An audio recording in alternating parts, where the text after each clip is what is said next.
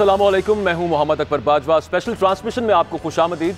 कौमी बजट 2021-22 कल पेश किया जाएगा। अलबत्ता कौमी इक्तसादी सर्वे अब से थोड़ी देर बाद पेश करेंगे वज़ीर ख़जाना शौकत तरीन साहब। और इक्तसादी सर्वे में होता क्या नाजरीन, बताया यह जाएगा कि अहदाफ टारगेट्स क्या सेट किए थे हुकूमत ने अपने लिए और वो कितने अचीव हो सके, कितने अचीव नहीं हुए। अच्छा, ये बात यहाँ पर काबिल ज़िक्र है कि ख़ास तौर पर अगर इस हुकूमत की बात की जाए, उमूमी तौर पर पिछली हुकूमतों की बात की जाए तो जो टारगेट सेट किए जाते हैं वो अचीव नहीं होते। ये खाल ही होता है, हमने कम ही देखा है पाकिस्तान की तारीख में। लेकिन जो चीदा उसके नकात हैं वो हमारे पास मौजूद हैं।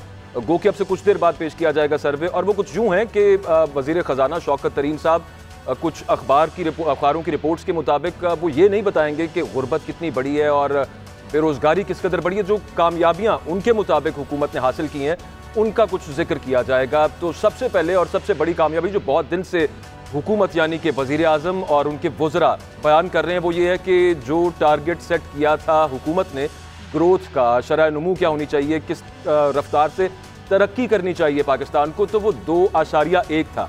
एक और बात यहाँ पर काबिल ज़िक्र ये है कि पिछले साल जो टारगेट सेट किया था वो तो पूरा नहीं हुआ था, लेकिन नेगेटिव में थे जिस वक्त लास्ट ईयर इकोनॉमिक सर्वे पेश हुआ था। और इस दफ़ा जो टारगेट 2.1 का रखा गया था वो ना सिर्फ हुकूमत के बकौल उबूर कर लिया है, हासिल कर लिया है, बल्कि तकरीबन उससे डबल चले गए हम। 3.92 शरह रही है, ग्रोथ रेट रहा है पाकिस्तान के आगे बढ़ने का। तो स्पीड काफ़ी तेज़ रही है, ये हुकूमत का कहना है। उसके साथ ही साथ एक और अहम चीज़ जो है वो है आपकी डेट टू GDP रेशो। उसके हवाले से भी जो बताया जाएगा कि टोटल डेट और लायबिलिटी यानी कि टोटल जो कर्जे हैं जो हुकूमत देने हैं, मुख्तलिफ इंटरनल हैं या एक्सटर्नल डेट्स हैं, उसका जो हजम था वो पिछली दफ़ा था जनाब 44.6 ट्रिलियन 44.6 खरब रुपए, और इस दफ़ा वो 45 खरब के करीब है। और उसमें जो बहुत नॉमिनल सी ग्रोथ हुई है वो सिर्फ 2% की हुई है। तो हुकूमत ये कहेगी, और कहना भी उनका चाहिए अगर ये जो फिगर्स हैं, ये जो नंबर्स हैं, ये दुरुस्त हैं, वो ये कि ये 15 साल में सबसे कम तेज़ी के साथ आपकी डेट और लायबिलिटीज़ बढ़े हैं। उसके अलावा जो डेट टू GDP रेशो है उसमें कुछ इम्प्रूवमेंट हुकूमत कह रही है कि आई है। और ये बात भी यहाँ पर बताना बहुत ज़रूरी है कि फोर्ब्स में अभी पिछले दिनों उन ममालिक का जिक्र हुआ कि जो तरक्की पजीर ममालिक हैं, टॉप 10 जो तरक्की ममालिक हैं, कोविड के हालात की वजह से वहाँ पर डेट टू GDP रेशो बढ़ी है और पाकिस्तान में वो कदरे घटी है। और पाकिस्तान में बल्कि फोर्ब्स में तो ये कहा गया कि अगर वो अपनी जगह पर रुकी भी रहे तो ये भी एक बड़ी कामयाबी है। और इसके अलावा अगर ज़राअत की बात कर ली जाए, इसके अलावा दीगर जो शोबे हैं उनकी लाइफ स्टॉक की बात कर ली जाए, तो सर्विसेज की बात कर ली जाए, तो हुकूमत ये कह रही है कि जो हमने टारगेट्स रखे थे वो ना सिर्फ हमने अचीव किए हैं बल्कि उनमें जो टारगेट थे उससे भी बियॉन्ड चले गए हैं, हम उससे भी ज़्यादा हमने अचीव कर लिया है। ऑपोजिशन इस बात को झुठला रही है। ऑपोजिशन ये कह रही है कि 2-3 चीज़ें हैं। वो ये कहते हैं कि जनाब एक तो हुकूमत झूठ बोल रही है, सही नंबर्स नहीं बता रही हुकूमत। दूसरा वो ये कहते हैं कि जो सेंसस यानी कि जो मरदमशुमारी के फिगर्स यूज़ किए गए वो 2017 की मरदमशुमारी जो काउंसिल ऑफ कॉमन इंटरेस्ट से अप्रूव हुई थी उसके नहीं किए गए। गोया 19 मिलियन के करीब लोग जो हैं उन्हें बाहर रखा गया इस तमाम डेटा को बनाते हुए। और फिर ये भी कुछ माशी तज्जियाकार कह रहे हैं कि जो इस वक्त ये नंबर्स दिए गए हुकूमत की तरफ से ये प्रोविजनल हैं, यानी कि गैर हतमी है, हतमी नहीं है। हुकूमत ने सिर्फ अच्छे नंबर्स देने के लिए ये हमारे सामने, आवाम के सामने ये तमाम चीज़ें रख दी हैं, ये ग्राफ्स, ये चार्ट्स और ये नंबर्स रखे हैं। लेकिन यहाँ पर जो अहम तरीन सवाल है वो आवाम का सवाल है, और वो सवाल ये है कि अगर वाकई इतने बाग सरसब्ज हो चुके हैं और इतने लॉफ्टी फिगर सामने आ रहे हैं तो इसके समरात, इसका फल हम तक क्यों नहीं पहुँच रहा। इतना जो सब्र किया है 2 साल का, जो हुकूमत कह रही है कि हमारी जो सख्त मुआशी पॉलिसीज़ थी अवाम ने सब्र कर लिया, शौकत तरीन साहब कहते हैं कि 7 से 8 महीने अभी भी लगेंगे कि इनके समरात अवाम तक पहुँचे। तो क्या ये बात दुरुस्त है? इस सब मामले पर हम बात करेंगे, और जो अवामी सवालात हैं उन्हें जानने की हम कोशिश करेंगे कि असल मसला तो अवाम का है। नंबर्स जितने मर्जी अच्छे आ जाएं, लेकिन अगर आम आदमी का किचन बहुत मुश्किल से चल रहा है और उसके यूटिलिटी बिल्स जो हैं वो कुछ और ही कहानी बता रहे हैं, तो फिर इस पर कुछ बात होनी चाहिए कि क्या ये दुरुस्त है और उम्मीद लगानी चाहिए या नहीं लगानी चाहिए। हमारे साथ खुरम शहजाद साहब मौजूद होंगे, माहिर माशियात हैं। बहुत शुक्रिया सर, आपने वक्त दिया। सबसे पहले तो इसी चीज़ पर बात कर लेते हैं कि ये कितने रियलिस्टिक हैं ये जो फिगर्स हुकूमत की तरफ से आए हैं। वैसे तो ये प्रोविजनल हैं, लेकिन इनके जो समरात हैं, जो आवाम का सवाल है वो ये है कि ये नंबर्स हमें ना बताएं, हमें ये बताएं कि हमें रिलीफ कब मिलेगा। तो शौकत तरीन साहब जो कह रहे हैं कि 6 से 8 माह लग जाएंगे, आपको लगता है कि 6 से 8 माह में रिलीफ मिलेगा मुझे, आपको, आम बंदे को? जी अस्सलाम वालेकुम। देखिए, पहली बात तो ये है कि रिलीफ वाली जहाँ तक बात है वो तो उसमें डेफिनेटली वक्त लगेगा। और उसकी बड़ी वजह ये है कि जो इन्फ्लेशन है या महंगाई की शरह है वो अभी भी काफ़ी ज़्यादा है। और तकरीबन कोई 8, 8.5, 9% पे भी जो है वो एवरेज चल रही है।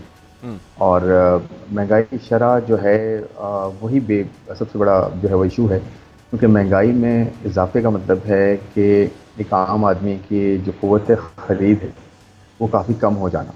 और उसके साथ साथ एम्प्लॉयमेंट अपॉर्चुनिटीज़ का लिमिटेड होना। और अभी तो ग्रोथ स्टार्ट हुई है, इसके समरात डेफिनेटली 6 महीने से लेकर मुझे लगता है साल और उसके भी आएंगे, क्योंकि अभी इंटरनेशनल प्राइसेस अगर आप देखें कमोडिटीज़ की, ऑयल जो है वो $70 क्रॉस कर गया है, कोल भी जो है तकरीबन $100 क्रॉस कर गया है। और दूसरी जो एनर्जी कमोडिटीज़ हैं इसकी प्राइस में भी इजाफा हुआ है, और जो फूड की प्राइसेस हैं इंटरनेशनली वो भी काफ़ी बढ़ गई हैं। तो उसका इम्पैक्ट नेचुरली हमारे पास आएगा, और उसकी वजह से महंगाई में हमारे यहाँ शायद बहुत ज़्यादा कमी ना हो, तो ये ख़तरा है। और इसको कैसे टैकल किया जाता है, और फिर दूसरे एंड पे एक और चीज़ ये है कि एम्प्लॉयमेंट जनरेशन, कि ज़्यादा से ज़्यादा जो है रोज़गार जो है वो बेहतर किया जाए, रोज़गार को जो है वो फराहम किया जाए। इसमें गवर्नमेंट काम कर सकती है, जो प्लान हो भी रहा है बजट में। जो इंफ्रास्ट्रक्चर डेवलपमेंट का जो पोर्शन है, या ये कह लें कि जो PSDP होता है, जिसमें जो डेवलपमेंट बजट होता है, उसको जितना किया जा सकता है उसको किया जाए, उसको खर्च किया जाए, ना सिर्फ उसकी एलोकेशन हो बल्कि खर्च भी किया जाए, ताकि एक इकॉनमी में जो मोमेंटम बना है अभी वो उसमें मज़ीद इजाफा हो। देखें, नौकरियां अगर ज़्यादा होंगी, एम्प्लॉयमेंट जनरेशन के मौके मिलेंगे, दुरुस्त बात है तो शहजाद नेचुरली साहब। जो अब एक जो महंगाई है। बजट का लाना है उसके हवाले से मैं आपसे एक सवाल ये पूछना चाहता हूँ कि एक दौर होता था कि लोग बड़े गौर से बैठ के बजट सुना करते थे और उन्हें इंतजार होता था कि उनके लिए इसमें क्या कोई रिलीफ आ रहा है, उन्हें कोई अच्छी खबर यहाँ पर मिलेगी।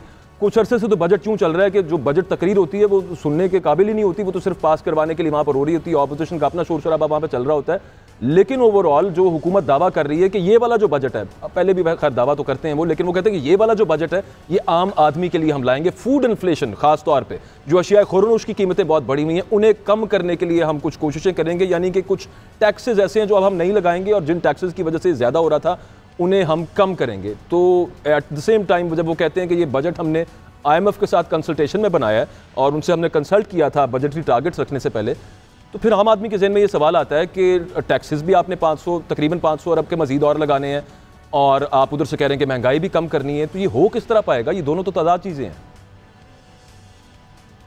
जी बिल्कुल, मैं यही कहना चाह रहा था कि बेसिकली जो प्रॉब्लम है वो यही है कि महंगाई जो है वो एक ही इशू है, और उसमें टैक्सेस नए लगाने से डेफिनेटली महंगाई में इजाफा हो सकता है।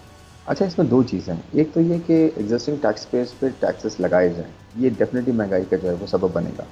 लेकिन अगर ऐसा होता है कि जो तबका टैक्स नहीं देता, बहुत बड़ी ऐसे जो है वो एरियाज़ हैं हमारे यहाँ, जो है वो आर्किटेक्चर से लेकर डॉक्टर से लेकर और ब्यूटी पार्लर से लेकर 50,000 इस तरह की जो है वो सिम्बॉलिकली स्पीकिंग सेक्टर्स हैं जिन पर टैक्सेस बिल्कुल नहीं है। देखिए, वहाँ पे टैक्स लगाने से नेट बढ़ेगा, जो कि मेरे ख्याल में होना चाहिए। नेट बढ़ाना चाहिए मैं टैक्सेस का, क्योंकि देखिए एक तरफ रिसोर्स की तो ज़रूरत है, लेकिन इससे बड़ी जो सोल्यूशन गवर्नमेंट को ढूंढना है वो ये है कि जो एक्सपेंडिचर साइड है, जो इन टैक्सेस का जो खर्च जहाँ हो रहा है उसमें प्रूडेंस लानी चाहिए। उसमें देखना चाहिए कि वो टैक्सेस को कहाँ हम खर्च कर रहे हैं, क्या प्रोडक्टिव स्पेंडिंग हो रही है उसकी, या सिर्फ और सिर्फ हम यहाँ से टैक्सेस लेते हैं, वहाँ से डेट रीपे करते हैं और हमारे जो है सारी रिसोर्सेज ख़त्म हो जाते हैं।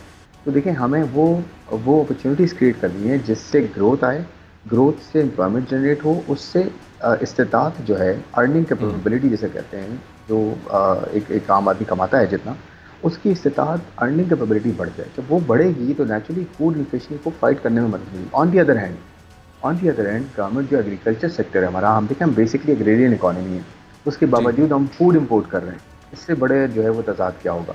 तो हमारे जो बेसिक कमोडिटीज़ हैं जैसे कि वीट है, शुगर है, राइस है, मेज़ है, और इंडस्ट्रियल कमोडिटीज़ हैं जैसे कॉटन है, ये सब चीज़ों पे हमें सेल्फ सफिशिएंट होना है। प्रोडक्टिविटी बढ़ाएं, किसान को मुराद दें, उस तरफ जो है आपकी सब्सिडीज टारगेटेड हों। तो मेरे ख्याल में एक तरफ एग्रीकल्चर सेक्टर से 50+ उसके थ्रू क्रॉप आए, उसको हम प्लस खुरम साहब, लार्ज स्केल मैन्युफैक्चरिंग के अंदर जो इस वक्त हुकूमत कहानी सुना रही है, ग्रोथ की जो एक कहानी सुना रही है वहाँ पर, उसमें नेगेटिव ग्रोथ है, ख़ासतौर पे उस तबके के लिए जो सबसे ज़्यादा वहाँ पर काम कर रहा है और जो एपिसेंटर है हुकूमत की सब कहानी का। इस पे मैंने आपसे सवाल पूछना है। हमारे साथ डॉक्टर अशफाक हसन साहब भी मौजूद हैं, माहिर मईशत हैं। बहुत शुक्रिया सर, आपने भी वक्त दिया। अब गुफ्तगू आपने सुनी होगी, यही हम बात कर रहे थे कि जो हुकूमत के दावे हैं उनके बरक्स जो अवाम का रद्द अमल है वो कुछ और कहानी सुनाता है। अवाम को अभी तक उसका रिलीफ नहीं मिला। हुकूमत जो बेहतरी का दावा कर रही है सर, ये GDP समेत मुख्तलिफ शोबों में होने वाली जो ग्रोथ है इसे एक बड़ी कामयाबी करार दिया जा रहा है। अगर है तो वाकई कामयाबी है। और जो नंबर्स इस वक्त सामने आए हैं, क्या उनको देख के कहा जा सकता है कि हमारा जो मुल्क है ये मुआशी बहरान से निकल आया, या फिर यूं कह लीजिए कि चलें कोई दुरुस्त सम तो पकड़ लिए? देखिए, जहाँ तक बहरान से निकलने के ताल्लुक है, हाँ, हमारी वो कैफियत अभी नहीं है जो आज से 1-1.5 साल पहले थी। और मैं एक देख रहा हूँ कि एक रिकवरी का प्रोसेस शुरू हो गया है। अभी रिकवरी की स्पीड क्या है ये डिबेटेबल हो सकता है, लेकिन रिकवरी मुझे नज़र आ रही है। आप ये देखें कि पिछले साल अगर हमारे GDP ग्रोथ रेट नेगेटिव था, नेगेटिव 0.5%, लेकिन इस साल वो पॉजिटिव में है। इर्रेस्पेक्टिव के आप डिबेट करें कि ये 3.9 है या 4.9 है या 1.3 है या 1.5 है, बात यह है कि जिधर से भी देखेंगे आपको पॉजिटिव नज़र आएगा। ये तो एक नेगेटिव से हम पॉजिटिव डोमेन में दाखिल हो गए हैं। तो इसलिए मैं कह रहा हूँ कि एक रिकवरी का जो प्रोसेस है, जिसने पेंडेमिक का प्रोसेस तो शुरू हुआ है और वही नेगेटिव से हम कम अज़ कम पॉजिटिव में आए हैं। गो के अगर हुकूमत की बात गलत है, ऑपोजिशन के मुताबिक जो कि बात है वो नहीं भी उससे डबल हुआ तो फिर भी एक बेहतरी तो है। खुर्रम साहब, आप ये फरमाइएगा कि मैं जो लार्ज स्केल मैन्युफैक्चरिंग की बात कर रहा था, वहाँ पर अभी तक क्योंकि जो वेजेस पर वहाँ पर काम कर रहे हैं उनकी ग्रोथ अब तक नेगेटिव है। ज़ाहिर है कि वो SPI के मुताबिक अब तक उनको एडजस्ट नहीं किया गया। वो जो एम्प्लॉय कॉम्पनसेशन होती है वो वहाँ पर अभी शुरू नहीं हुई है, और ये इतना जॉब इंटेंसिव फैक्टर होता भी नहीं है। लार्ज स्केल मैन्युफैक्चरिंग जो है, ये मीडियम और स्मॉल स्केल मैन्युफैक्चरिंग जो है, यहाँ पर ज़रा ज़्यादा रिजल्ट्स जल्दी नज़र आना शुरू हो जाते हैं। तो अच्छी बात है कि LSM के अंदर हुकूमत ने तवज्जो दी है, लेकिन अगर ज़्यादा एक इंटेंसिटी के साथ स्टार्ट कर दिया जाता स्मॉल और मीडियम स्केल मैन्युफैक्चरिंग वाली साइड पर, तो क्या बेहतर ना होती पॉलिसी? ये बहुत बड़ा एरिया है जिससे इकॉनमी को एक बहुत बूस्ट मिल सकता है, और हमारी जैसी इकॉनमीज़ को मिला भी है। और उसमें ऑफ कोर्स आपने बिल्कुल सही कहा कि जो है आपके माइक्रो स्मॉल मीडियम एंटरप्राइजेस जो हैं, ये जो छोटे तबके, छोटा कारोबार जो होता है, इनको हमें जो है एम्पावर करना है इन टर्म्स ऑफ कैपिटल। इनको कैपिटल प्रोवाइड करें ताकि ये अपने आप को स्केल कर सकें, बढ़ा सकें। क्योंकि देखें GDP में इनका कंट्रीब्यूशन अगर आप एम्प्लॉयमेंट में देखें तो नॉन एग्री अगर आप लेबर मार्केट देखें तो उसका 40% कंट्रीब्यूट करते हैं, तकरीबन 40-50% अपनी, इनफैक्ट 80%, सॉरी, अगर आप नॉन एग्री का देखें 80% कंट्रीब्यूशन है इनका लेबर मार्केट का। और अगर आप GDP का कंट्रीब्यूशन देखें तो वो रफली कोई 35% है। और साथ एक्सपोर्ट्स में देखें तो $5-6 अरब की एक्सपोर्ट तो SME सेक्टर के थ्रू हो रही होती है।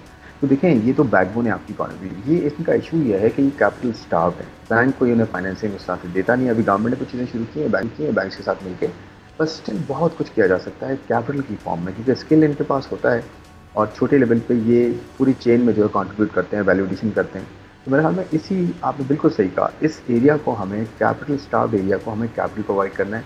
गवर्नमेंट ने फर्स्ट लॉस गारंटी भी किया है, 60% I guess first loss guarantee, यानी कि लोन अगर लें तो वो अगर जो है वो डिफ़ॉल्ट हो जाए तो उसका 40-60% इनफैक्ट बैंक्स को मिल जाता है। तो 40% तो आप जो है मेरे ख्याल में बैंक्स इसमें कंट्रीब्यूट कर सकते हैं लॉस में, और वो भी उनको समहाउ कोलेटरल के थ्रू, कैश के थ्रू जो है वो सिक्योर किया जा सकता है। तो मेरे ख्याल में इस पर बहुत ज़्यादा फोकस की ज़रूरत है। ये एक वाहिद एरिया है जो आपकी इकॉनमी को एक सही सस्टेनेबल बूस्ट दे सकता है, एम्प्लॉयमेंट जनरेशन के फॉर्म में भी और GDP के कंट्रीब्यूशन के फॉर्म में। खुर्रम साहब, ये जो आपकी कंज्यूमर प्राइस इंडेक्स की आपकी जो इन्फ्लेशन है उसकी अगर बात की जाए, और दूसरी तरफ ग्रोथ की बात कर लें, जो हुकूमत बार बार ग्रोथ की बात कर रही है, लेकिन at the same time inflation के हवाले से अगर इकदाम ना किए जाएँ और जितना वो गैप आपस में उनकी आमदन में और उनके खर्चों में आया, ख़ासतौर पर मैं बात कर रहा हूँ डेली वेजर्स की, तो अगर उसको इतना भी प्लग कर दिया जाए, माहिर मौशियात तो ये कहते हैं कि अगर सिर्फ इतना प्लग कर दिया जाए कि जितनी उनकी क़ुव्वत ख़रीद है उतनी ही उनकी आमदन है, तो वो फिर भी वो गुर्बत से नीचे चले जाते हैं। 56 मिलियन ऑलरेडी यहाँ पर लोग खते गुर्बत से नीचे हैं, और अगर यूं ही मामला रहा और अगर इसको मैच कर दे हुकूमत या ये जो कंपनीज या फिर जो बिजनेसेस हैं कि उनकी जितनी आमदन है उतने ही उनके खर्चे हो जाएं, तो तब भी 10 मिलियन मजीद लोग खते गुर्बत से नीचे चले जाएंगे। इस चीज़ को क्यों नज़रअंदाज कर रही है हुकूमत? इस पर इतनी इंटेंसली तवज्जो क्यों नहीं दे रही? और सिर्फ ग्रोथ करने से तो नहीं मामला होगा, ये उससे ज़्यादा ट्रिकी मामला है। देखिए, बात ये है कि जो रूट कॉज होती है आपको उसको पकड़ना होता है। रूट कॉज देखें क्या है। रूट कॉज महंगाई को दो तरीके से फाइट किया जाता है।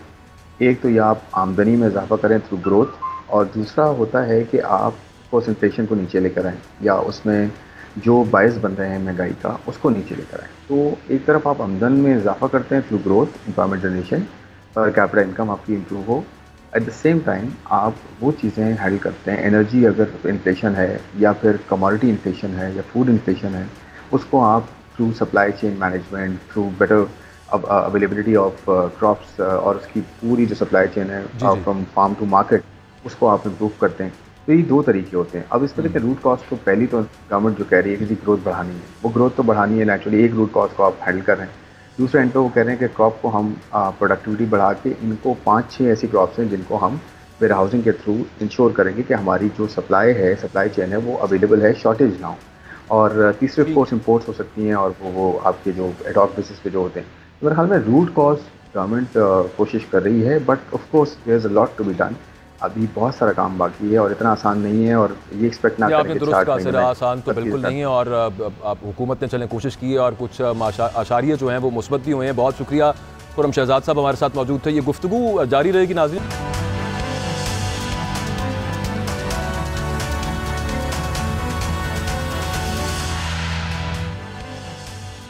स्पेशल ट्रांसमिशन में एक मरतबा फिर आपको खुशामदीद। हम मुल्क की मईशत के हवाले से बात कर रहे थे। डॉक्टर अशफाक हसन साहब हमारे साथ मौजूद हैं, माहिर मईशत हैं। सर, ये फरमाइएगा कि हुकूमत मौजूदा GDP को देखते हुए आंदा माली साल के लिए 4.8% का हदफ मुकर्रर कर रही है, तो क्या हुकूमत इस हदफ को हासिल कर लेगी, कामयाब होगी इसको हासिल करने में? देखें, ये जो है ना बड़ा एक गलत काम किया है हुकूमत के वक्त में। मैं आपको बताना चाहता हूँ कि इस साल जो 3.9% का ग्रोथ है ना, इसके अगेंस्ट उन्होंने 4.8% रखा है। जब ये नंबर अगले माली साल में रिवाइज होगा, ये 3.9% वाला, तो ये तकरीबन 5% के करीब हो जाएगा। तो जो ग्रोथ का टारगेट उन्होंने 4.8% रखा है, अगर मैं ये एक्सपेक्ट भी करूं कि वो बिल्कुल अचीव भी हो जाएगा, लेकिन जब उसकी मेजरमेंट होगी तो वो कहीं 3-3.25% पे ना आ जाए, क्योंकि बिल्कुल वही चीज़ जो इस माली साल में बेस इफेक्ट ने एक पॉजिटिव इफेक्ट दिखाया है नंबरों के हवाले से, यही बेस इफेक्ट अगले माली साल में नेगेटिव दिखाएगा। तो उस वक्त आप देखें कि ये चौथा माली साल हुकूमत वक्त का पूरा हो चुका होगा, और वहाँ खबर ये आ रही होगी कि ग्रोथ रेट जो है वो 3.25 या 3.5% रहा है 4.8 के बजाय। तो आप देखें कि क्या हेडलाइन लगेगा कि government failed to achieve the number. ये लफ्ज़ फेल्ड पे बहुत जोर होगा, और फिर जो है अपोजिशन इसको बहुत एक्सप्लॉइट करेगी इन चीज़ों को। और ये चूँकि उसके बाद के जो माली साल है वो आखिरी माली साल होगा, तो वो सारा साल इसको एक्सप्लॉइट करती रहेगी, और हुकूमत यही डिफेंड करती रहेगी कि देखिए पिछले वाला तो 5 हो गया और अब जो है ठीक है कम हो गया है, ये बेस इफेक्ट है। वहाँ पर हुकूमत वक्त बेस इफेक्ट की बातें करेगी। आज मैं बताने की कोशिश कर रहा हूँ, आप देखेंगे अगले साल ये हुकूमत वक्त बेस इफेक्ट बताएगी। इसलिए मेरे नज़दीक जो है ये हुकूमत को चाहिए था कि ये जो है ना जिसको कहते हैं कि सियासत में बह जाना, इससे बेहतर ये था कि अगर ये टारगेट हम 3.5 और 4 के दरमियान में कहीं रखते। सही, मतलब ये तो ज़्यादा अक्लमंदी नहीं की और रियलिस्टिक भी उतना नहीं है। ठीक है अशफाक साहब, ये बताइएगा कि जो हुकूमत अब बिजली के टैरिफ और टैक्सेस की शरह में इजाफे पर जो IMF की शर्त है उसे तस्लीम नहीं कर रही, फिलहाल तस्लीम नहीं कर रही। अब ये तो बजट आने पर ही अंदाज़ा होगा कि हुकूमत उसमें किस कदर कामयाब होती है, लेकिन अगर IMF के साथ कोई डेडलॉक बरकरार रहता है तो फिर हुकूमत के पास क्या ऑप्शंस बच जाएंगे? डेडलॉक कंटिन्यूस, क्या फर्क पड़ता है? देखिए, हमें अपने घर को खुद देखना होगा। सही। मैं समझता हूं कि पेंडेमिक की वजह से हमारी मईशत पे इसके जो असरात पड़े हैं, हम अल्लाह के फजल से अब वहाँ से हम निकल रहे हैं, उस क्राइसिस से निकल रहे हैं। जैसे मैंने शुरू में कहा कि हम क्राइसिस से निकल रहे हैं, हमारा प्राइवेट सेक्टर के अंदर भी कॉन्फिडेंस आ गया है, वो भी आगे बढ़ रहा है। ऐसे मौके पे फिर दोबारा उन पे हमला कर देना, बिजली की कीमत बढ़ाओ, गैस की कीमत बढ़ाओ, टैक्सेशन की भरमार करो, ये उनको हम एक तरीके से डैमेज कर देंगे। अभी हमें ज़रूरी है कि इस बजट में हमें हाथ थामने की ज़रूरत है, हमारे प्राइवेट सेक्टर का हाथ थामें, खासकर छोटे सनअतकार हैं इनका हाथ थामें, ताकि ये पेंडेमिक के असरात से निकलें और अपने आप को कंसोलिडेट करें। फिर आप आगे चलें तो फिर टैक्स की ब्रॉडनिंग करें और जो कुछ भी करना चाहते हैं करें, या रेट बढ़ाएं, रेट को कम करें। इस वक्त जो है एम्बिशियस रेवेन्यू टारगेट रखना IMF के प्रेशर में ये बहुत नुकसानदेह होगा। मेरे नज़दीक हुकूमत वक्त जो है, मैंने अब जो कैलकुलेशन की है, ये 5,350 और 5,300, यदि 5,300 और 5,350 इसके दरमियान में कहीं पर रेवेन्यू को टारगेट रखना चाहिए। इससे ज़्यादा होगा तो गड़बड़ है। जो मैं इतना ज़्यादा अभी फिलहाल इतना एम्बिशियस होना हुकूमत अफोर्ड नहीं करती। बिल्कुल ठीक है। अच्छा सर, ये अभी पहले भी हम बात कर रहे थे लार्ज स्केल मैन्युफैक्चरिंग की और ज़राअत के शोबे की, तो वहाँ पर जो ग्रोथ हुई है, अगर उसे जहन में हम रखें तो उसके नतीजे में जो बेस इफेक्ट है, क्या उससे आने वाले दिनों में आवाम को कोई रिलीफ मिलेगा इस शक्ल में कि अशिया खुरोनोश की कीमतें कम हो जाए? मेरे ख्याल में 8% इन्फ्लेशन का जो टारगेट है वो मुनासिब है, क्योंकि जब आप चीज़ों को रिवाइव करने की लिए कोशिश करेंगे तो इन्हीं प्रेशर भी पड़ता है। तो इसलिए 8% एवरेज इन्फ्लेशन जो टारगेट रखा गया है 8 या 8.2 वो मुनासिब टारगेट है। और हमें जो कोशिश करनी चाहिए वो 10-12 सिर्फ फूड के आइटम हैं जिसमें हुकूमत को चाहिए कि वो उसको जो भी कर सकती है हुकूमत उसको करे। असल में हुआ यह है कि ओवर द ईयर्स जो गवर्नमेंट का जो रेट ऑफ द स्टेट वो बहुत कमज़ोर हो गया है, और जब कमज़ोर हो जाता है तो बाकी जो खिलाड़ी बीच में होते हैं उन्हें बिल्कुल पूरा मौका मिलता है। उन्हें यकीन होता है कि अगर मैं कीमतें बढ़ा रहा हूँ तो मेरा कोई बिगाड़ नहीं सकता, और होता भी ऐसी है, किसी का कुछ नहीं बिगड़ता, तो बाकियों को भी शय मिल जाती है इसमें। उसकी वजह से ये महंगाई बढ़ी है हमारी। देखिए, ये जो पिछले साल में इतना कोहराम मचा चीनी और आटे का, ये कोई शॉर्टेज नहीं था, ये मिस गवर्नेंस, बैड गवर्नेंस और weakening of the rate of the state की वजह से हुआ है। बिल्कुल ठीक। तो आगे चलकर यही हुकूमत अगर सिर्फ 10 से 12 आइटम जो एक आम आदमी के मतलब हुकूमत की माशी पॉलिसीज अपनी जगह पे, लेकिन जब तक गवर्नेंस बेहतर नहीं होगी, सर आप ये फरमा रहे हैं कि तब तक फिर महंगाई भी कम नहीं हो सकती, खासतौर पे खाने पीने की चीज़ों की। एक और चीज़ बहुत अहम, वो ये कि हुकूमत बार बार करंट अकाउंट खसारे की तो बात करती है, लेकिन बजट खसारा वो वही का वही है सर। और बिल्कुल 3 सालों में जो कि बजट खसारे की जो शरह है वो नून लीग के दौर से भी ज़्यादा हो गई है। तो क्या सिर्फ ये करंट अकाउंट खसारा कम करके दिखाना या तरसीलात ज़र बढ़ गई हैं ये दिखाना, इससे मईशत की दुरुस्ती का दावा किया जा सकता है कि बिल्कुल अब ये डायरेक्शन ठीक हो गई है इन 2 इंडिकेटर्स की वजह से? देखिए, remittance has been the major saving grace for Pakistan. इस माली साल में अगर कोई सेविंग ग्रेस हमारा रहा है ना, वो रेमिटेंस है। और आप देखें कि हमारे टोटल एक्सपोर्ट अर्निंग से भी ज़्यादा होगा रेमिटेंस। तो ये हमारे कॉमर्स मिनिस्ट्री को भी सोचना चाहिए कि आखिर रेमिटेंस जो है वो एक्सपोर्ट से बढ़ रहा है, टोटल एक्सपोर्ट से। तो ये सोचने की बात है। और मैं आपको ये भी बता दूं कि जितने भी एक्सपोर्ट्स हमारे बढ़े हैं ना, ये सिर्फ और सिर्फ प्राइस इफेक्ट की वजह से बढ़े हैं। हमने क्वांटिटी कम बेची है, लेकिन इंटरनेशनल मार्केट में प्राइसेस बढ़ी हुई थी, इसलिए हमें उसके डॉलर में हमें ज़्यादा मिल गया और हम खुशियाँ मना रहे हैं। हमें सोचना पड़ेगा कि ये क्वांटिटी गिरी क्यों है, हम क्यों नहीं बेच पा रहे हैं अपनी चीज़ें। ये ऐसा मौका था कि जब इंटरनेशनल मार्केट भी की प्राइसेस भी बिल्कुल एब्सोल्युटली, अब रेवेन्यू तो बढ़ाना है और फिर मतलब उसमें क्वांटिटी भी बढ़ानी है, क्वालिटी भी बढ़ानी है, उसके साथ ही फिर मामला आगे चलेगा। एक आखिरी सवाल सर आपसे ये है कि हुकूमत के लिए एक चैलेंज और तमाम हुकूमतों के लिए एक चैलेंज जो रहा है वो टैक्स की वसूली है। इस हुकूमत के लिए ये बड़ा चैलेंज है। तो क्या ये मुमकिन है कि कोई नया टैक्स भी ना लगे, टैक्स नेट में इजाफा भी हो जाए? मेरी दुआ है अल्लाह से भी कि ऐसा हो और विदाउट ब्रॉडनिंग आप टैक्स के नेट को ब्रॉडन करें और रेवेन्यू हासिल करें। उसमें से एक मैं बता सकता हूँ कि हमारा जहाँ पर बहुत ज़्यादा रेवेन्यू इकट्ठा हो सकता है विदाउट इम्पोजिंग एनी टैक्स, वो है विथ होल्डिंग टैक्स। हम मार्केट में जाते हैं, बहुत सारी चीज़ें खरीदते हैं, रेस्टोरेंट में जाते हैं, खाना खाते हैं, तो आप देखें कि उसमें बिल में आता है 17% GST जो आप दे देते हैं, लेकिन क्या गारंटी है जो आपने दिया है वो FBR के अकाउंट में जमा भी हो गया है? सही। मैंने बहुत सारे चेयरमैन से पूछा कैसे आप इंश्योर करेंगे कि जो टैक्स अवाम ने दे दिया है वो आपके खाते में आ गया है?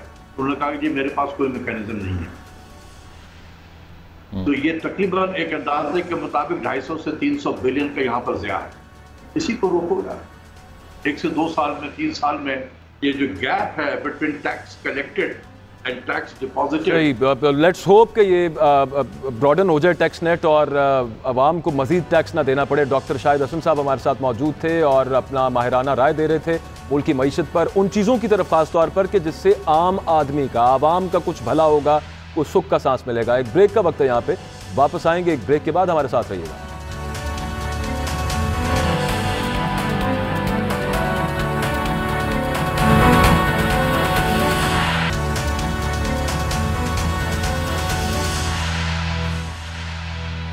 अस्सलामुअलैकुम। बजट ट्रांसमिशन में एक मरतबा फिर आपको खुशामदीद। मैं हूं मोहम्मद अकबर बाजवा। इक्तिसादी सर्वे अब से कुछ देर बाद पेश किया जाएगा। शौकत तरीन साहब बताएंगे कि हुकूमत ने टारगेट्स क्या रखे थे और कितने अचीव हो गए। बहुत से टारगेट्स हैं जो अब तक हुकूमत क्लेम कर रही है कि वो अचीव कर चुकी है, लेकिन कुछ अब हम महंगाई की बात करेंगे, क्योंकि आम आदमी का मसला इक्तिसादी सर्वे के बारे में जानना उतना ज़्यादा नहीं है जितना उसको इस चीज़ से सरोकार है कि चीज़ें कितनी महंगी हो रही हैं, उसका किचन किस तरह से चल रहा है, वो अपने बिल्स किस तरह से पे करेगा। तो इस सब मामले पर बात करेंगे। हमारे साथ मौजूद होंगे तज्जियाकार आबिद क़य्यूम सुलैरी साहब। लेकिन उससे पहले हम एक आपको ये भी बताते जाएं कि आवाम की इस वक्त जो राय है महंगाई के हवाले से, हुकूमत जो दावे कर रही है कि इतनी ग्रोथ हो गई है और फलां जो टारगेट्स रखे थे वो हमने यूँ अचीव कर लिए हैं, आगे इतना कुछ अचीव कर लेंगे, लेकिन लोग समझ क्या रहे हैं इस सब मामले को और कहते क्या हैं, ज़रा पहले वो देख लीजिए। हुकूमत से ये दरख्वास्त है कि वो आवाम के लिए रिलीफ का बजट दे, चीज़ों में कमी लाएं। दिन भर दिन चीज़ें महंगी होती जा रही हैं, कोई कंट्रोल नहीं हो रहा। दफ़ा भी बजट जो है सही नहीं आएगा। इमरान खान की हुकूमत है, हर चीज़ का रेट बढ़ के आएगा। आगे देखें इतनी महंगाई हो चुकी है कि सैलरीज में गुजारा नहीं है, तो इमरान खान साहब को काइंडली कि ये सोचना चाहिए कि महंगाई जो है कम की जाए ताकि गरीब बंदा आराम से जी सके। बजट जो आ रहा है वो आवाम की मांगों के मुताबिक होना चाहिए, क्योंकि महंगाई से आवाम बहुत तंग है। वज़ीर आज़म और सब कबीना को चाहिए कि इन लोगों का ख्याल रखें जो गरीब लोग हैं। इस गवर्नमेंट से तो किसी चीज़ की तवक्को नहीं की जा सकती कि इसमें कोई भी किसी किस्म का रिलीफ आवाम को मिल सकता है। उम्मीद तो है इंशाल्लाह इस दफ़ा अच्छा बजट आएगा। जिस तरह की पॉलिसीज़ इमरान खान साहब की जा रही हैं, तकलीफ़ में तो हैं इस वक्त, लेकिन उम्मीद है कि इस दफ़ा बजट अच्छा आएगा। तो मुतवस्सित तबका वो तो गरीब हो गया है, और जो गरीब है वो समझो कि उसकी कब्र में टांगे चली गई भाई। बजट से बहुत अच्छी तवक्कुआत हैं जी। हमारे लीडर हैं इमरान खान, उनको एहसास है मुल्क जिस हालात से गुजर रहा है, अपने तौर पर वो कोशिश कर रहे हैं, तो उम्मीद है कि बजट बेहतरीन होगा। लोगों ने बहुत ही महंगाई का बर्दाश्त की है, पिछले साल बहुत ही महंगाई हुई है और गरीब जो है वो तबाह हो चुके हैं। तो यही एक्सपेक्ट किया जा रहा है कि इंशाल्लाह आने वाले बजट में मज़दूर और गरीब का पे कुछ ना कुछ रिलीफ मिलेगा। तो जनाब ये है आवाम की राय। जो मर्जी हुकूमत बताती रहे कि इतनी ग्रोथ हो गई है या ये टारगेट्स अचीव हो गए हैं, आपने सुना कुछ लोग हुकूमत की हिमायत में भी थे, लेकिन वो भी ये नहीं कह रहे कि वो तंग नहीं है, वो भी ये नहीं कह रहे कि वो महंगाई की चक्की में नहीं पिस रहे। सबसे बड़ा मसला इस वक्त आवाम का ये है, बाकी तमाम इंडिकेटर्स जहाँ मर्जी जाते रहें। तो आबिद क़य्यूम सुलैरी साहब से इसी हवाले बात कर लेते हैं कि बहुत शुक्रिया सर, सबसे पहले तो आपने वक्त दिया।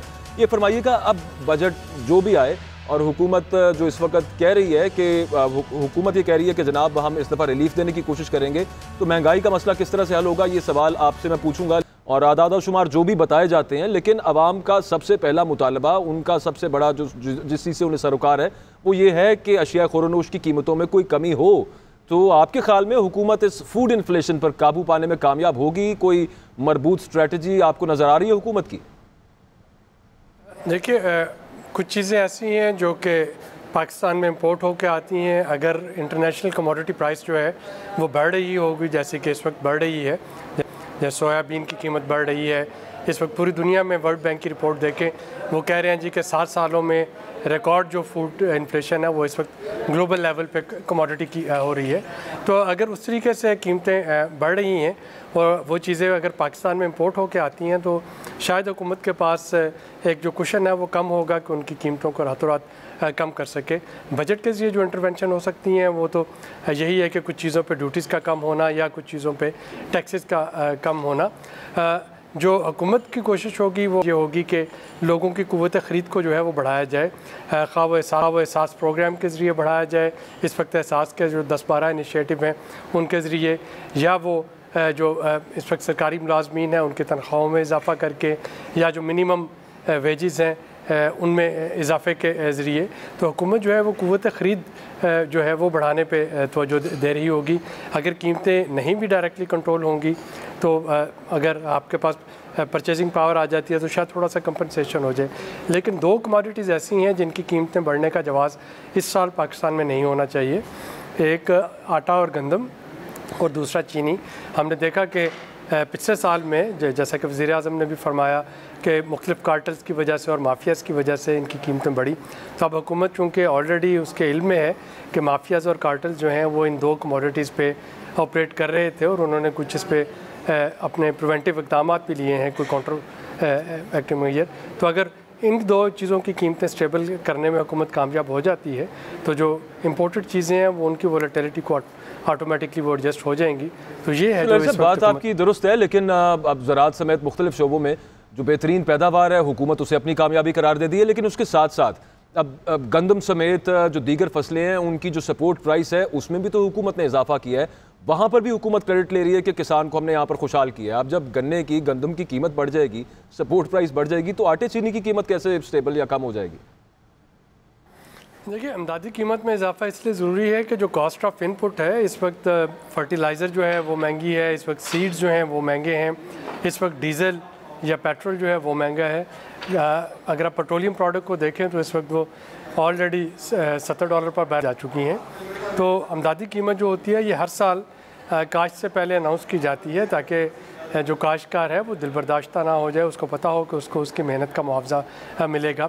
अगर हम आज गंदम पे रिकॉर्ड पैदावार की बात कर रहे हैं तो उसमें इमदादी कीमत का जो बढ़ा जाना है वो भी एक फैक्टर शामिल है। इससे यकीनन जो शहरी इलाके हैं वहाँ पे कीमतें महंगी होती हैं। जैसे कि गंदम जो है, अगर हम पिछले साल की इमदादी कीमत के मुकाबले में इस साल की जो इमदादी कीमत थी उसको कंपेयर करें तो 15 से 20 रुपए किलो जो है गंदम में इजाफा हो गया, लेकिन ऑलरेडी आटे की कीमत में इजाफा हो चुका था। तो मेरा ख्याल है कि ये कीमत कुछ हद तक स्टेबल रहेगी गंदम और आटे की। इसको मैं मज़ीद बढ़ता हुआ उस तरीके से नहीं देख रहा। पिछले साल ऑलरेडी ये चीज़ें जो प्रोडक्ट्स हैं उनकी कीमतें कुछ कम हो जाएँ तो यहाँ पर उसे कुछ थोड़ा आप स्टेबल रख सकते हैं, लेकिन ये भी हमने साथ देखा है कि कीमतों में जो इजाफा है वो एक पैटर्न हुआ है और ये एक पूरा एक इफेक्ट जो चला है वो उस तरह से एक सीरीज़ है कि पहले आटा महंगा हो गया, फिर उसके बाद चीनी महंगी हो गई, तेल, अंडे, मुर्गी, इसी तरह तमाम चीज़ों की कीमतें बारी बारी बढ़ती गई। तो आप ये नहीं समझते कि ये डिमांड और सप्लाई अपनी जगह पे, ये इकनॉमिक्स का मामला अपनी जगह पे, लेकिन ये बैड गवर्नेंस है, इंतज़ामी उमूर सही तरह से नहीं संभाले जा रहे हुकूमत से? जी, गंदम और चीनी जैसा कि मैं पहले कह चुका हूँ वो तो प्योरली एक एडमिनिस्ट्रेटिव मिसमैनेजमेंट थी जिस पे कि हुकूमत नोटिस लेके उसको करेक्टिव मेजर के ज़रिए ठीक करने की कोशिश कर रही होगी इस साल। जो चिकन की कीमतें बढ़ी, चिकन अब एक नॉन रेगुलेटेड कमोडिटी है। सोयाबीन की कीमतें चूँकि इंटरनेशनल मार्केट में 60 से 70% बढ़ गई थी और आपको पता होगा कि सोयाबीन जो है पोल्ट्री मील में वो एक मेजर कंपोनेंट है पोल्ट्री फीड के लिए। तो अगर पोल्ट्री फीड बढ़ती है तो फिर डेफिनेटली आपके पास पोल्ट्री का रेट भी बढ़ता है। लेकिन सिर्फ यही नहीं, यहाँ भी कार्टलाइजेशन जो थी उसकी कोशिश हुई और कंपटीशन कमीशन ऑफ पाकिस्तान ने उसका नोटिस लेके कुछ जो चिकन के जो पोल्ट्री के जो कुछ कार्टल्स थे उनको नोटिस भी इशू किए और उसके नतीजे में कीमतें जो हैं वो थोड़ी सी एतदाल पे आईं। तो ये सिर्फ डिमांड एंड सप्लाई का मामला नहीं होता, पाकिस्तान में होर्डिंग जो है वो भी चलती है और कार्टलाइजेशन भी चल रही होती है। और ज़ाहिर है कि हुकूमत को, और जब मैं हुकूमत कह रहा हूँ तो ये सिर्फ वफाकी हुकूमत का मामला नहीं है, ये सूबाई हुकूमतें भी, उनकी भी उतनी ज़िम्मेदारी है कि वो इस कार्टलाइजेशन और इंतज़ामात ज़रा बेहतर तरीके से चलाने पड़ेंगे। अच्छा सर, ये हुकूमत ने कुछ अरसे से पेट्रोल की कीमतों में कुछ इस्तेहकाम रखा हुआ, उन्हें स्टेबल रखा हुआ, क्योंकि इसके साथ बाकी तमाम चीज़ों की कीमतें भी जुड़ी होती हैं, और जो थोड़ी सी मामूली सी जो कमी आई है महंगाई में, वो शायद इसी वजह से है कि पेट्रोलियम की जो कीमतें हैं वो स्टेबल रखी हुई है अब तक हुकूमत ने, लेकिन ये आर्जी है ये सब कुछ। तो सवाल यहाँ पर ये बनता है कि ये कब तक आखिर इस आर्जी सिस्टम को चलाया जाएगा, और इस तरह का ये मेक शिफ्ट रिलीफ जो आवाम को दे रहे हैं, मरबूत पॉलिसी क्यों नहीं है?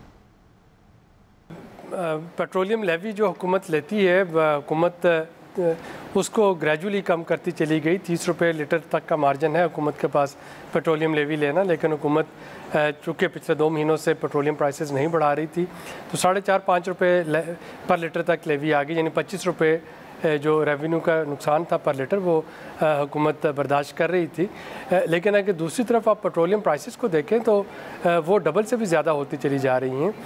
नवंबर दिसंबर की जो प्राइसेस थी, अगर आज हम उनको जून में बैठे देखते हैं तो तकरीबन डबल से ऊपर जा चुकी हैं। तो जब $70 पर बैरल का पेट्रोल हो और आगे एंटिसिपेट किया जा रहा है कि जो पेट्रोलियम प्राइसेस जो क्रूड ऑयल है ये शायद $100 पर बैरल तक को टच कर जाए, जो दुनिया में कोरोना से रिकवरी हो रही है, इकनॉमिक और हेल्थ रिकवरी। तो अगर ये दोनों चीज़ें होती हैं तो फिर आप के लिए क्वेश्चन जो है वो बहुत कम रह जाएगा। IMF का भी दबाव है कि पेट्रोलियम लेवी का जो टारगेट है उसमें इजाफा किया जाए। प्राइम मिनिस्टर की तमाम नेक नीयती और तमाम ख्वाहिश के बावजूद कि पेट्रोलियम की कीमतें जो हैं वो उसको कम रखना है, भले उसमें लेवी का नुकसान हो, और हम देख भी रहे हैं कि पिछले चंद महीनों से ऐसा हो रहा था। मेरा ख्याल है कि ये चंद महीने शायद हुकूमत ऐसा कर सके, उसके बाद लामहला तौर पे पेट्रोलियम प्राइसेस पाकिस्तान में बढ़नी पड़ेंगी। हुकूमत इस वक्त जो कोशिश कर रही है वो टारगेटेड सब्सिडीज़ की है। अगले बजट में आप देखिएगा कि टारगेटेड सब्सिडीज़ पे ज़्यादा फोकस होगा, ताकि वो तबकात जिनको कि वाक़तन सब्सिडी मिलनी चाहिए उन तक सब्सिडी को पहुंचाया जा सके, और जो क्रॉस द बोर्ड सब्सिडी है उसको ख़त्म किया जाए। आज अगर पेट्रोलियम की कीमतें नहीं बढ़ाई जाती तो उसका उतना ही फ़ायदा एक बड़ी गाड़ी वाले को, जिसके पास 4000 सीसी गाड़ी है, उसको भी उतना ही फ़ायदा हो रहा है जितना एक मोटर बाइक वाले को हो रहा है, पेट्रोल की कीमत अगर स्टेबल रखते हैं। जबकि बड़ी गाड़ी वाले का इस्तेमाल जो है वो शायद मोटर बाइक वाले के पूरे महीने के इस्तेमाल के बराबर एक दिन का इस्तेमाल हो। तो सब्सिडी उनको देनी है जो कि उसके मुस्तहिक हैं। हुकूमत को उसके लिए फिर टारगेटेड सब्सिडी पे जाना होगा, और शायद लेवी को बढ़ा के अगर कीमतें बढ़ती भी हैं तो वो तबका जिनकी जो मुआशी जिनको प्रोटेक्शन देना ज़रूरी है, हुकूमत उनको प्रोटेक्शन देने की कोशिश करेगी, और यही चीज़ हुकूमत को नॉन पॉपुलर होने से बचा सकती है।